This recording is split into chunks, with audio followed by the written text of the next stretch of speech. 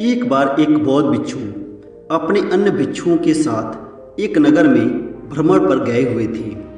नगर पहुंच वह एक बरगद के वृक्ष के नीचे विश्राम करने बैठ जाते हैं। तभी नगर के लोग उन्हें देख पहचान जाते हैं और उनके समक्ष जा उनसे मिलते हैं। पूरे गांव में यह बात आग की तरह फैल जाती है कि बौद्ध भिक्षु वहाँ पधारे हैं। सभी लोग उनसे कुछ दिन वहीं पर रुक उन्हें प्रवचन देने के लिए कहते हैं। बौद्ध भिक्षु वहाँ रुक जाते हैं।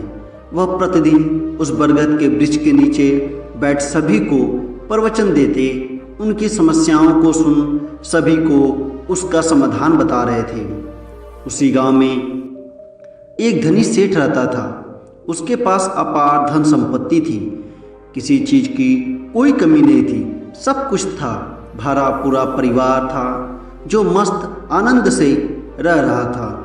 सभी सुख शांति से थे, लेकिन वह सेठ सभी से हमेशा दुखी परेशान रहता था, मानो उसके मुख पर मुस्कान ही नहीं है।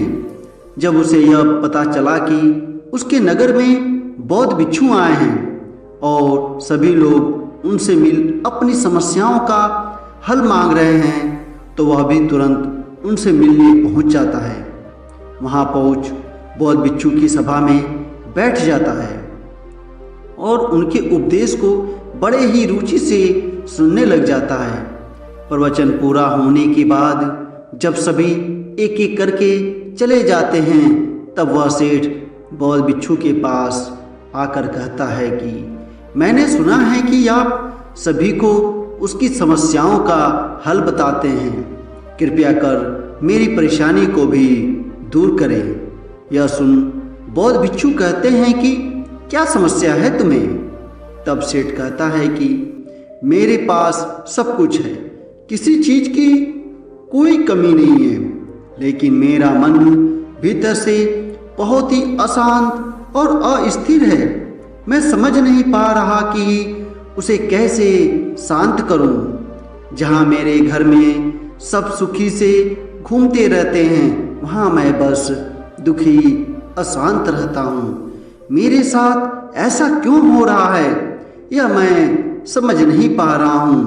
कृपया कर आप ही मेरी परेशानी का कोई हल दे। उस सेठ की बात सुन बौद्ध भिक्षु बिल्कुल चुप हो जाते हैं। वह अब कुछ भी नहीं कहते। वह बिल्कुल मौन होकर अपने स्थान से उठ पास में जल रही अग्नि में लकड़ी तोड़कर डालने लग जाते हैं। बौद्ध भिक्षु का यह व्यवहार सेठ को समझ नहीं आता। वह पुनः अपनी बात दोहराता, लेकिन बौद्ध भिक्षु तब भी चुप रहते हैं।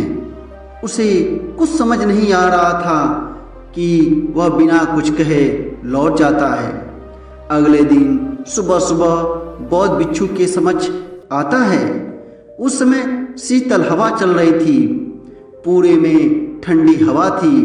साथ ही अन्य भिक्षु एक तरफ बैठे आग जला रहे थे और बौद्ध भिक्षु उस वृक्ष के नीचे शांत बैठे हुए थे।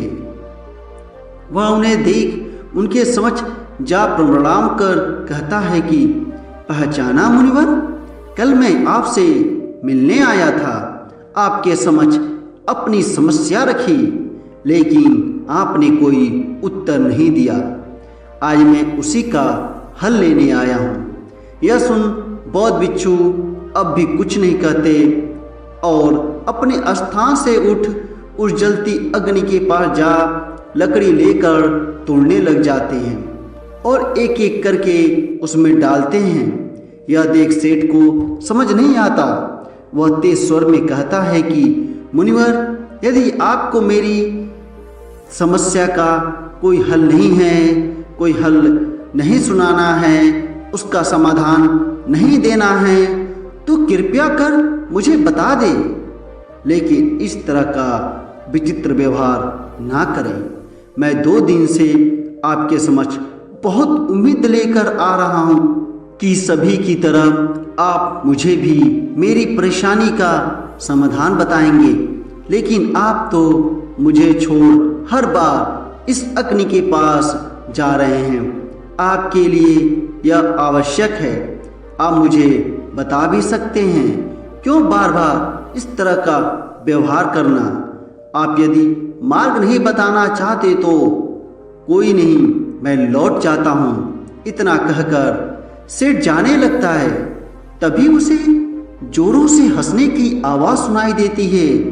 वह पीछे मुड़ देखता है कि बौद्ध बिच्छू जोर से हंस रहे हैं। वह उसकी तरफ ध्यान से देखने लग जाता है।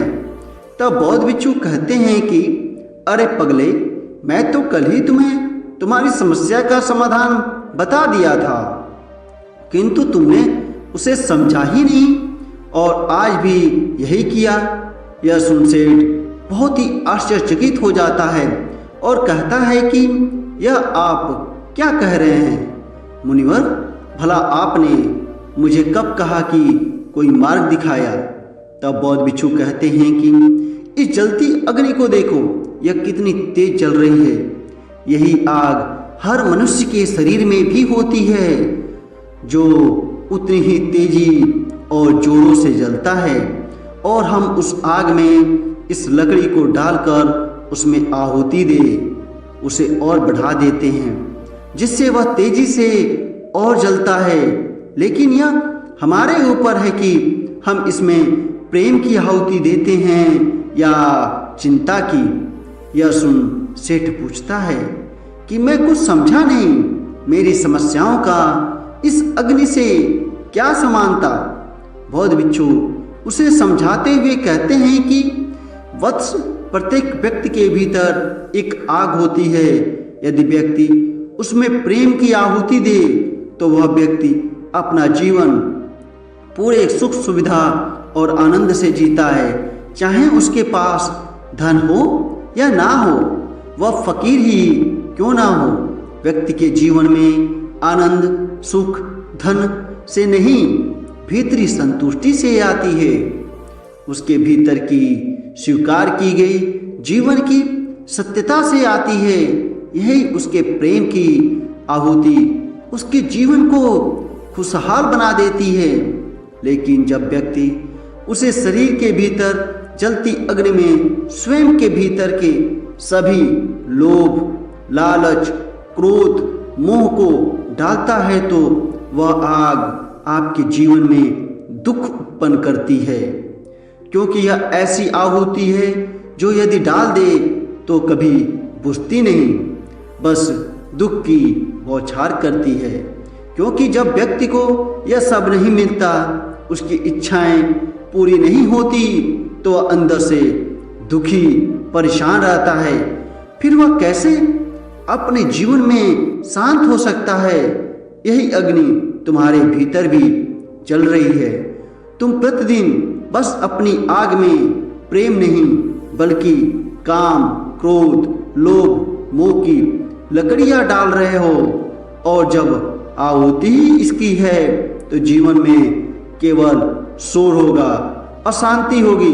फिर तुम कैसे शांति की अनुभूति करोगे?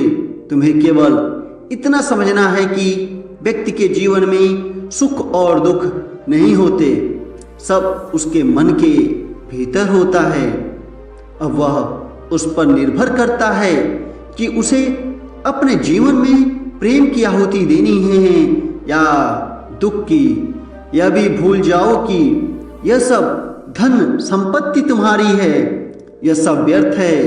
मन से सबका त्याग कर दो और भीतर यह सच्चाई को स्वीकार करो कि जीवन में जो है, जैसा है, उसी में वास्तविक खुशी है। फिर तुम्हारे भीतर स्वयं तुम्हें सुख की, आनंद की अनुभूति होगी। शरीर की जलती अग्नि में प्रेम की आहुति दो, स्वयं सब कुछ तुम्हें सुख और आनंदपूर्ण लगने लगेगा। यह जीवन अच्छा लगेगा, मन शांत होकर स्थिर हो जाएगा। यदि तुम्हारी समस्या का उचित और सही मार्ग है, हल है। बौद्ध बिच्छू की बातों को सुन सेठ की आंखें खुल जाती है। वह समझ जाता है कि यदि उसे इस जीवन में सुखी रहना है, खुशहाल रहना है, तो व्यर्थ की चीजों को त्याग कर भीतरी संतुष्टि लानी होगी।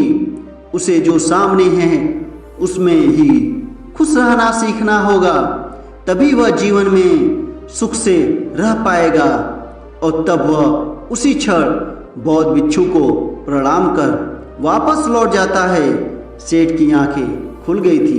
उसे सही जीवन जीने का सही मार्ग मिल गया था, जिससे उसका जीवन नई दिशा में मुड़ गया। दोस्तों, यह कहानी आपको कैसी लगी कमेंट बॉक्स में ज़रूर बताएं। अपना और अपने परिवार का ख्याल रखें। मिलते हैं अगली कहानी में। धन्यवाद।